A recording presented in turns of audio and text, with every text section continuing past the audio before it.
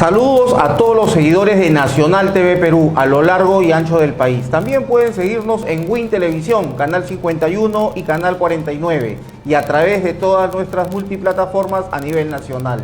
El día de hoy estamos con el presidente fundador del Partido del Pueblo, Juan Alejandro Seck-Béjar, donde vamos a tocar múltiples temas de la actualidad, en este momento la inestabilidad política de su partido y todos los idas y vueltas de los ministros y la presidenta de la República que viene siendo cuestionada a nivel nacional e internacional. Bienvenido, Juan. Carlos Torres Martínez, un saludo cordial para ti y para todos los hermanos de Nacional TV Perú. Vuelvo a mi casa, esta vez como candidato presidencial. Y bueno, hablar de la coyuntura política es hablar de la inestabilidad que hay y que el pueblo verdaderamente aspira a un ordenamiento y a que se le diga la verdad ante todo, y que esta clase política ya dé un paso al costado. Si bien es cierto, hemos visto que el ministro pide austeridad, tengamos una política de austeridad, dice, pero sin embargo ya le han dado más de 50 millones al Congreso. Pide también el ministro transparencia, pero vemos que la presidenta no lo hace, o sea, es un discurso teórico nada más. En realidad no están haciendo lo que deben hacer al beneficio de la población. ¿Tú qué opinas ante estos argumentos sin sustento que viene teniendo el actual ministro? Nosotros siempre, cuando hemos estado en Nacional TV Perú y haciendo un programa directo, ahora hemos hablado siempre con la verdad, diciendo lo que es. Dina Boluarte no ha tenido un balance de entrada de su gestión porque Castillo sigue siendo el presidente de la República, y para que ella haya hecho una apertura de su flujo contable, ha tenido que tener el balance de salida de Castillo y poner el balance de entrada de la gestión de Castillo que lo recibió de Sagasti. Ese desorden de gestión, de una gestión a otra, permite que las cuentas no se hablen claramente. Han repotenciado Petroperú. El ministro pide transparencia, pero la presidenta está dando transparencia. Hay 5 ítems fundamentales en esto. ¿Es nuestra presidenta, queramos o no? ¿Es nuestro país? ¿Somos ciudadanos de este país? Y se nos permite cuestionarla, y es más, es nuestra obligación cuestionar no solamente a la presidenta, sino a todos los estamentos del Estado. Entonces, ante este desorden, ¿qué cosa propugnan? No saben a dónde ir directamente. Nosotros decimos conscientemente que deben haber elecciones, ¿no?, donde solamente vaya a una sola cámara. No estamos de acuerdo con la bicameralidad, en primer lugar. Y que las cuentas, en el balance de salida, Dina Boluarte va a tener que decir lo que no sabe, porque no sabe ni dónde está parada. Nosotros propugnamos un orden contable, financiero y económico, como siempre lo hemos manifestado. Es muy importante todo lo que has mencionado. No ha habido ni un cambio formal de los activos y pasivos de la presidenta y obviamente toda esta situación judicial que se viene presentando. Pero algo que aparentemente quieren dejar por sentado es que el expresidente Castillo no va a salir de la cárcel. Es más, están pidiendo más años de sentencia, algo de 30 años si no me equivoco. Pero el mensaje es claro acá. El Congreso quiere dominar, quiere ser juez y parte. Sigue presentando las denuncias a la Fiscalía. Ante esa realidad social, ¿qué se puede determinar ante una justicia que también tambalea? Acá el pueblo tiene que entender algo fundamental y tiene que saber las cosas que hay entre bambalinas. Este Congreso está amparado por esta Constitución de 1993, que a la larga ha tenido modificaciones, ha tenido adendas que permiten que los que han perdido la elección presidencial gobiernen, como en el caso del fujimorismo, en el caso de César Acuña con APP, en el caso de Avanza País, Acción Popular. Gente que ha perdido, gente que no es del agrado del pueblo. Por eso dice el refrán, pues mantenga al pueblo ignorante para que no se entere de las cosas como son. El país de los higos, el tuerto es rey. Eso es lo que está pasando en este momento. Y acá nosotros siempre hemos dicho, un reordenamiento parte por cambiar totalmente la Constitución, por abolir la Constitución del 93 que faculta los contratos ley, los tratados de libre comercio, la existencia del Tribunal Constitucional que no sirve para nada, el desorden que hay en el Ministerio Público, la Fiscalía de la Nación y el Poder Judicial, y las Fuerzas Armadas y Policiales que están más metidas en el narcotráfico y no defienden los intereses del pueblo. Entonces acá nosotros decimos que el Partido del Pueblo nace con una concepción netamente centroperuanista y va a permitir, con un gobierno de ancha base, ordenar en 5 años lo que se ha desordenado en los últimos 30. Has mencionado el Partido del Pueblo. Esta organización política, ¿cuál es su situación legal actual? El Partido del Pueblo está ahorita a punto de terminar con la recolección de firmas. Estamos posicionados en 18 regiones. Estamos ya por tener más de 70 comités provinciales, que es lo que pide el Jurado Nacional de Elecciones en más de 15 regiones. Y sobre todo, rodeándonos de 3, 4, 5 fajas de contención de dirigentes que a nivel nacional van a ser elegidos los futuros congresistas en elecciones primarias. Nosotros vamos a ir a las primarias con el Partido del Pueblo. Vamos a hacer primarias para que los verdaderos líderes que representan a los más de 30.000 centros poblados, comunidades campesinas y nativas, provinciales, distritales y regionales, vayan y representen dignamente a su pueblo, que por fin la voz del pueblo sea la voz de Dios en este próximo Congreso de la República. Muy interesante. Nuevos partidos están esperando también su inscripción, su resolución, al margen de los 24 ya inscritos, 24 o 25 partidos ya inscritos. Pero en estos meses también hay diferentes partidos que van a ser admitidos, otros en qué situación estarán, pero ya veremos con el tiempo. ¿Cuál es la ideología, la filosofía, doctrina del partido? La doctrina del partido es una doctrina centroperuanista. Nosotros decimos que nacionalismo hay en todas partes, pero el nacionalismo fue degradado por la gestión de Ollanta Moisés Humala Tazo. Nosotros dijimos, somos un partido de centro, ni a la extrema izquierda ni a la extrema derecha. Nosotros vamos a aglutinar a los peruanos de buena voluntad que vengan de centro izquierda, de centro derecha, en una concepción centroperuanista, que identifique la raíz del Tahuantinsuyo, que identifique la raíz natural de nosotros. Nosotros tenemos que recuperar la hegemonía en esta parte del continente y tenemos que recuperarla con un reordenamiento social, político y económico. Las Fuerzas Armadas tienen que hacer una catarsis diferente, tienen que ponerse a pensar si verdaderamente están defendiendo los intereses de la bandera nacional o están defendiendo los intereses del enemigo de siempre, de Chile. Estamos viendo como un gran empresario como Roque Benavides Ganosa le cede el 19% del accionariado de Minera Buenaventura al grupo Lusic, un grupo que es netamente antiperuano, que es empresarial pero es antiperuano y que quiere acomodar el lugar los puertos del Perú. Entonces nosotros decimos que todo ese cambio viene con una concepción diferente y el Partido del Pueblo le abre las puertas a usted para que usted a través de los más de 30.000 centros poblados, comunidades campesinas y nativas, distritos, provincias y regiones, se afilie al Partido del Pueblo y junto al pueblo gane esta próxima elección presidencial en primera vuelta. Muy pocos candidatos marcan o remarcan o conocen la geopolítica. ¿Cómo es la geopolítica que viene trabajando en este tiempo a vista de otras personas?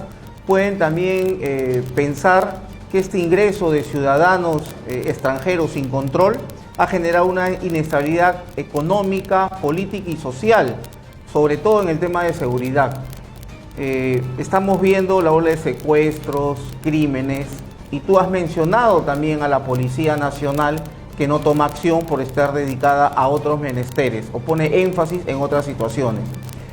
Sabemos que la policía cuenta con los recursos necesarios, tiene el equipo necesario y el personal suficiente para poder combatir la corrupción de forma inmediata, pero esta confusión, dilatación, confunde a la inacción de la población que ve esta inacción de parte de la policía. ¿Cómo contrarrestarlo? ¿Qué harías tú en todos los mensajes que tú has mencionado siempre a través de tus entrevistas que has tenido de combatir ferozmente la corrupción y la delincuencia?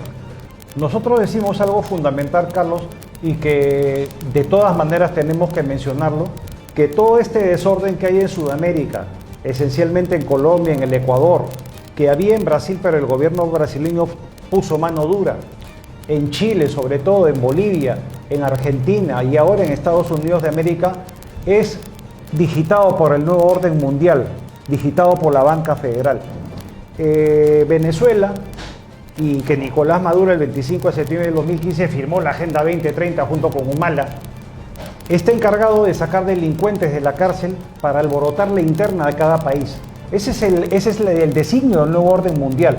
Por eso que la Policía Nacional, ¿no?, que va en un desorden total y sabe conscientemente que ellos tienen que velar por la integridad del ciudadano, sirven al que les da plata, sirve al que es más poderoso, sirve al interés oculto.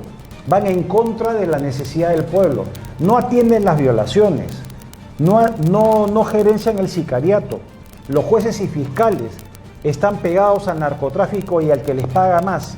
Entonces nosotros decimos pues que en un gobierno del Partido del Pueblo, todos los jueces y fiscales que no demuestren la riqueza de ellos y de sus familiares van a tener que pasar una auditoría obligatoria con la nueva Contraloría General de la República, la nueva Fiscalía de la Nación y el nuevo ente que vamos a crear, la Superintendencia de Inteligencia Profesional.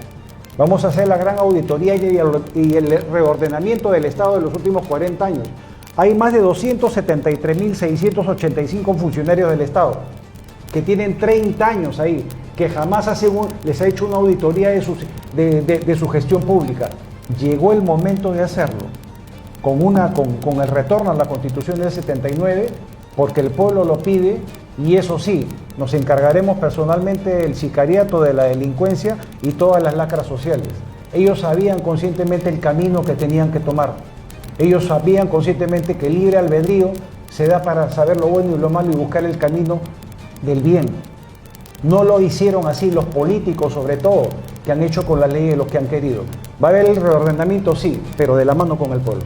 Parece irónico que el Congreso de la República no ha pedido de repente o no se afilie o no considere un cambio de constitución ligado a los nuevos tiempos, pero irónicamente ellos de forma silenciosa han ido modificando muchos artículos de la Constitución en beneficio, digamos así, de corporaciones o de transnacionales y no viendo los intereses para el país. Ahora último, también sabemos que ha habido la ley de la deforestación, perjudicando a las tribus locales y a la Amazonía en general, ¿no? ¿Cuál es tu opinión al respecto? Constitucionalmente nosotros tenemos que hacer un retorno a la realidad, un retorno a lo que era. Regresar a la Constitución del 79 implica recuperar las 8 horas laborales que fueron ganados por los sindicatos. Nosotros decimos que un trabajador tiene que trabajar 8 horas. Actualmente un trabajador trabaja 10, 12, 14 horas y con un sueldo de hambre de 1.050 soles, 1.100 soles. Nosotros le decimos al Congreso de la República, a los congresistas que tienen muchos asistentes, muchos asesores, pues, y que no van a tener gasolina, no van a tener carro y no van a tener resguardo policial. ¿Ok? Vamos a ordenar. Porque acá no estamos en el Olimpo ni este es el paraíso. Acá todos somos iguales ante los ojos de Dios, en primer lugar. Entonces, si el pueblo necesita, no tiene trabajo y se muere de hambre, tú le das a un venezolano seguro, le das toda la cobertura que necesita. ¿Por qué? Porque sabes conscientemente que el nuevo orden mundial te lo está ordenando.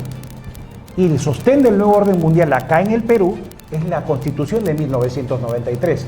Entonces nosotros decimos que volviendo a la Constitución del 93, para hacerlo claro y redondear la idea, le va a permitir al trabajador del sector público en julio y diciembre cobrar su sueldo completo de gratificación y ya no 300 soles como lo puso Fujimori.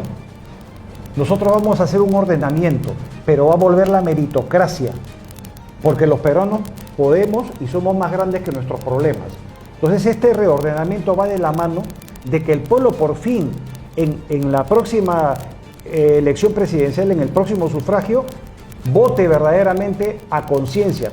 Nosotros, como lo hemos dicho más de una vez acá en Nacional TV Perú, vamos a juramentar con la Constitución de 1979 y vamos a firmar la pena de muerte voluntaria, porque nosotros somos conscientes que entramos a servir al Estado, no a robar. Entonces le vamos a quitar ese cerrojo de impunidad a los congresistas que así salgan, van a tener que ser juzgados y llevados al paredón porque saben conscientemente que su tiempo se está acabando. Ante el pueblo peruano, el país, es un país de doctrina católica cristiana que no admite de repente ese tipo de sanciones como la pena de muerte. Sin embargo, el candidato Antauro Humala también viene manifestando lo siguiente. ¿Ustedes han conversado sobre esa ley con Antauro de matar a los corruptos? ¿Es lo más conveniente del país? ¿Es aceptada o es parte de un discurso que ustedes tienen? A ver, Antauro Humala habla de la pena de muerte como más le conviene. Le vende el cebo de culebra a la gente de que va a matar a su hermano. ¿Usted piensa conscientemente que Antauro Humala va a fusilar a su hermano Ollanta, sabiendo todo lo que sabe del nuevo orden mundial y sabiendo cuál es lo que él está jugando verdaderamente? Él es un as escondido del fujimorismo y ya los están acomodando con Keiko Fujimori para que vayan a la final de la segunda vuelta. Nosotros constituimos el Partido del Pueblo porque tenemos una concepción diferente y nosotros decimos que los venezolanos vienen, matan impunemente, extorsionan, flagelan a ciudadanos inocentes. Yo le pregunto a usted, ¿ellos sabían conscientemente cuál era el camino del bien? Ellos han venido acá a quererse apoderar de la nación, a querer matar a personas, a compatriotas nuestros que son inocentes y que son gente de bien, que se gana el sol, que se gana el sustento diariamente. Nosotros decimos claramente que un retorno a la Constitución del 79, denunciamos el Pacto de San José y declaramos la pena de muerte para toda lacra social. Narcotraficantes, sicarios, delincuentes, familias que comercian con droga y que la Policía Nacional sabe dónde venden y quién es el que vende. Fumones, feminicidios, violadores y gente mal vivir, gente irrecuperable, gente que no le va a hacer un bien a la nación, porque ellos sabían cuál era el camino que tenían que tomar, pues. Entonces, como el Perú está pues en la Corte Interamericana de Derechos Humanos, ¿no? ¿Qué le decimos a los padres de familia que pierden a su único hijo? Como lo que ha pasado en Chimbote. El único hijo, ¿no? Que venga a la Corte Interamericana y le diga pues frente al cajón, ¿sabe qué? Nosotros propugnamos que no la pena de muerte. Acá nosotros somos un país soberano. Y acá se va a implantar la pena de muerte porque se tiene que implantar la pena de muerte. Porque ellos se ganaron. Los congresistas creen conscientemente que se van a quedar 50, 100 años y que nunca va a haber un cambio acá. Ellos no son capaces de ir a los más de 30.000 centros poblados y comunidades campesinas donde no tienen agua, desagüe ni luz, donde viven a la intemperie, donde las heladas son terribles. Nosotros hemos estado en un tambo de Cañaguas hace una semana, a 4.200 metros sobre el nivel del mar, en Arequipa, a una cuadra de Condesuyo, Cusco, que está 700 metros más arriba. Y hemos visto la pobreza, hemos visto la mendicidad en la que viven.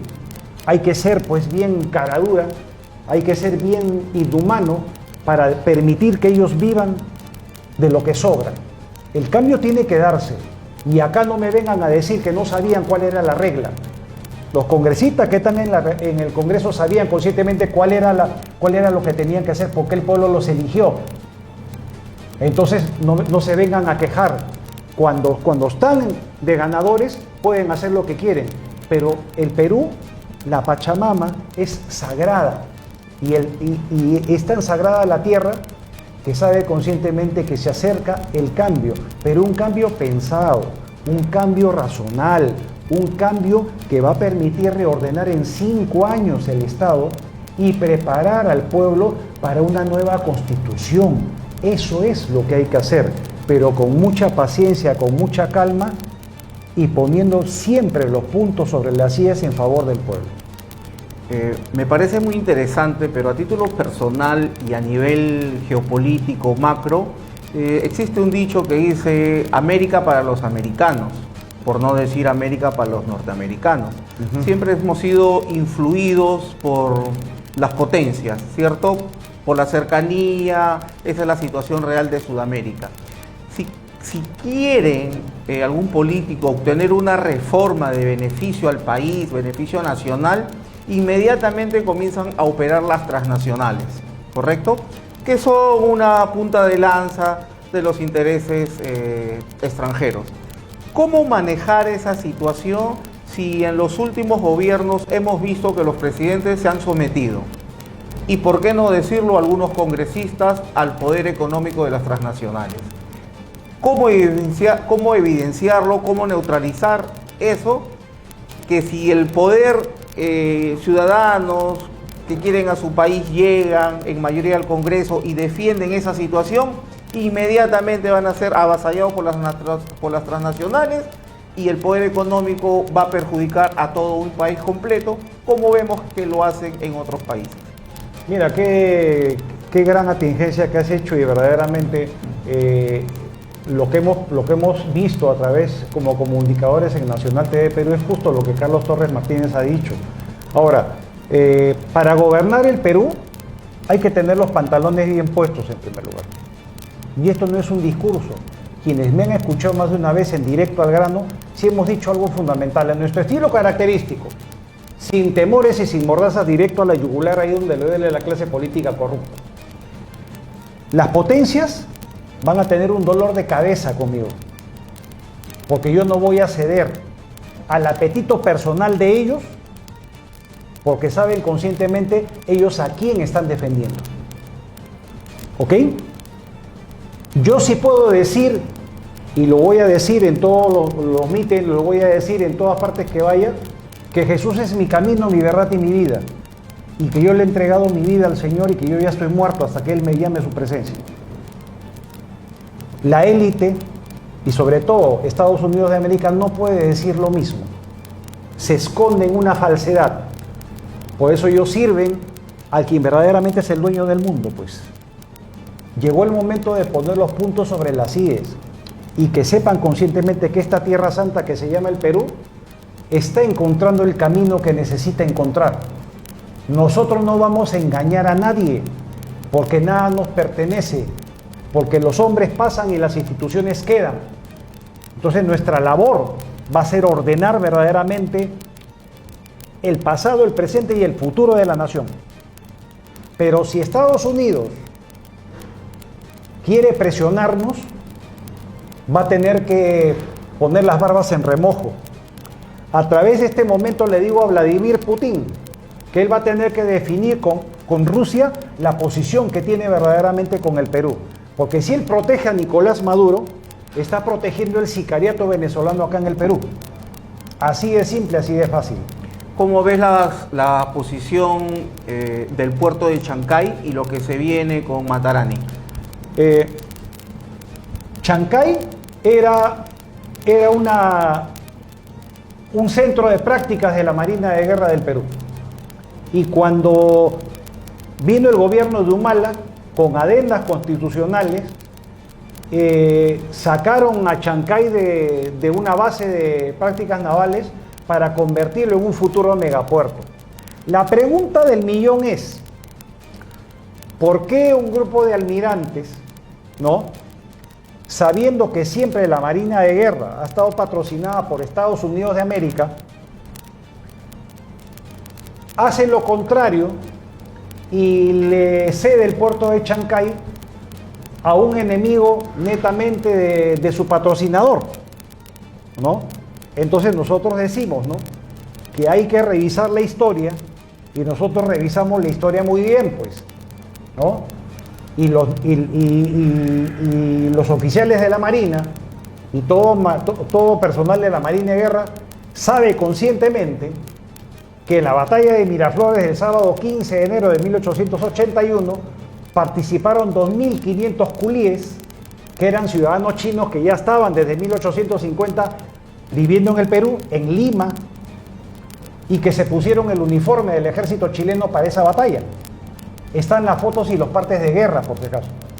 Entonces tú, que eres de la Marina de Guerra y que dices defender los principios de Miguel María Grau Seminario, cierras un contrato con los chinos, que son nuestros enemigos, que quieren apoderarse de Sudamérica como de lugar, ¿no?, yendo en contra de los principios de la nación y sobre todo contra alguien que es más manejable y que no va a poder de alguna manera dominar Sudamérica. La decisión de una nación de poner un puerto, un megapuerto, y de tener el tren Tumbes-Tacna parte esencialmente por una decisión presidencial. Y la decisión presidencial es pensando en el pueblo. A nosotros hemos hablado de la pena de muerte, pero tenemos que ser conscientes y honestos. Tenemos que ir a consulta popular, tenemos que ir a referéndum. Y nosotros decimos claramente que el puerto de Chancay y más lo que va a ser en Corío, unido con el puerto de Hilo, que hay 8 kilómetros de diferencia, va a permitir que el Perú marítimamente explosione, que se recupere la marina mercante. Nosotros hemos propugnado 200 barcos de 50.000 toneladas cada uno, y Corío, que tiene un calado de casi 30 metros de profundidad, va a permitir que buques de 100.000 toneladas estén ahí, acoderen ahí en el megapuerto de Corío.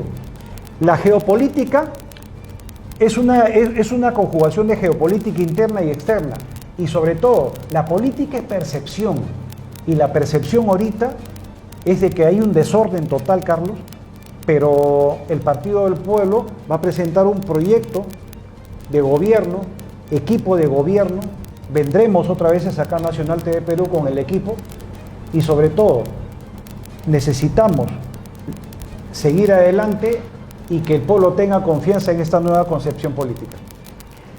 Bajo el tema de salud, los niños cuando nacen los identifican con un DNI, con un número. Con ese número, desde que nacen, dentro de sus consumos que tienen, empezando de los pañales, leche, alimentación, pagan su impuesto. Pero cuando quieren hacer uso real, pongamos de salud, el sector salud, que más o menos una persona entre los 25 o 30 años ya está necesitando, para sacar una cita se la dan a 3 meses, 4 meses, si tiene suerte. Si lo llegan a atender, le dan una cita reprogramada, un paracetamol, un panadol, un desenfriolito. Parece justo que tantos años de su vida pague impuestos a través de su alimentación, y cuando quiere realmente hacer uso de ello no puede. ¿Qué mecanismos para mejorar? Qué gran atingencia, Carlos. Te felicito, y verdaderamente vamos a poner la aguja en el lugar más sensible. El sector salud se divide en dos claramente: el Instituto Peruano de Seguridad Social y el Ministerio de Salud. Hay 11,5 millones de aportantes en salud, que aportan al tipo de cambio del día 28.935 millones de dólares al año. Si usted le suma los más de 11.000 millones que tiene el ministerio, son 40.000 millones de dólares anuales que tiene el sector salud. No hay hospitales, no hay postas médicas, no hay medicinas, no hay personal calificado, se va en sueldos y salarios, y verdaderamente comercian con las medicinas. El Hospital Barton de acá del Callao, que está acá al costado de Minca, hasta el 31 de diciembre estuvo gerenciado por la Seguridad Española, y era diferente. A partir del 1 o 2 de enero ha vuelto al Seguro Social del Perú, y hay un desorden tremendo. Nosotros vamos a hacer un cambio radical, y le voy diciendo a esa mafia que hay dentro del sector salud, bueno, el tiempo se acabó, pues. El tiempo verdaderamente se acabó. Y nosotros vamos a ordenar esto, porque no es posible, pues. Tengo familiares que sacan cita, sacan en enero, ¿para qué? Para abril. O sea, se muere primero el paciente y después le dan la cita. La calidad humana es muy importante en el desarrollo de una nación. Un pueblo culto es un pueblo difícil de engañar, pero nosotros recordamos y le hacemos mención al juramento hipocrático que hacen ellos, que han hecho muchos médicos. No les interesa verdaderamente que el sector salud público evolucione acorde a la exigencia internacional. Nosotros somos proclives al ordenamiento del Estado, y tenemos un proyecto en sector salud que va a ser revolucionario y que va a cambiar totalmente la atención médica.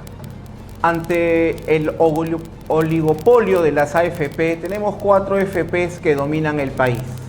En Sudamérica solamente Chile. Europa no hay. Estados Unidos no hay. ¿Cuál sería tu posición más adelante o tu opinión al respecto de las AFP? A ver, las AFP fueron creadas acá por Alberto Fujimori en complicidad con José Piñera, el hermano del presidente de Chile que acaba de fallecer hace poco.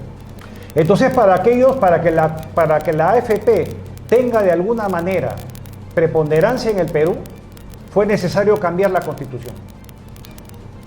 Tirar abajo la del 79, que no le daba cobertura para poder de alguna manera hacer lo que querían, que ha sido el robo flagrante de la esperanza de mucha gente. La AFP no va con nosotros en primer lugar. Nosotros vamos a abolir lo de la AFP. Y si el fujimorismo quiere presentar batalla, los esperamos.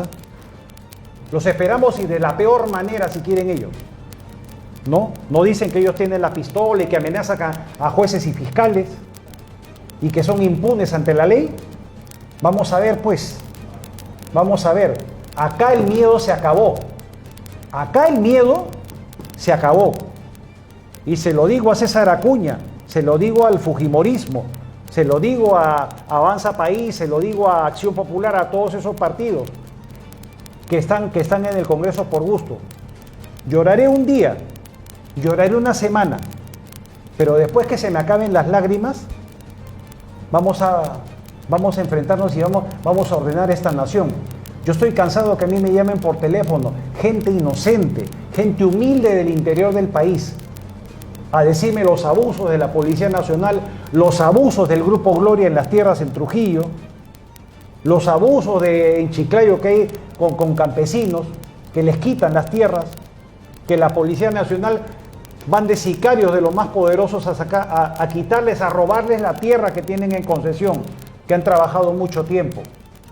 El pueblo no te pide riqueza, el pueblo lo que te pide es que lo trates como ser humano, porque es un ser humano como tú. Eso es lo que nosotros hemos percibido en esto, que con gusto les estaré contestando la llamada. Jamás se olvide algo, el Partido del Pueblo siempre estará con el pueblo. Un abrazo para todos y la otra semana nos vemos con Directo al Grano. Muy importante, esperanza. Esperanza es lo que quiere el país. Pero también hay otras formas de pensar. Otros pueden decir que esperanza es el sustituto de la realidad. Trabajemos, esforcémonos. ¿Por qué? Porque el pueblo peruano tiene que ser realista. De las decisiones que tomemos en las elecciones, escogemos un candidato, para bien o para mal. Pero de las malas decisiones, nosotros vamos a ser los perjudicados. Entonces es muy importante cuadrar el panorama, analizar bien el antes y el después y tomar buenas decisiones, porque solo así podremos escoger buenos gobernantes y tener un mejor país. Muchas gracias, Juan, por tu visita. Gracias a todo nuestro público de Nacional TV Perú y hasta la siguiente entrevista. Gracias a ustedes. Somos Nacional TV Perú y contamos con una alianza de más de 30 medios digitales y una cobertura a nivel nacional.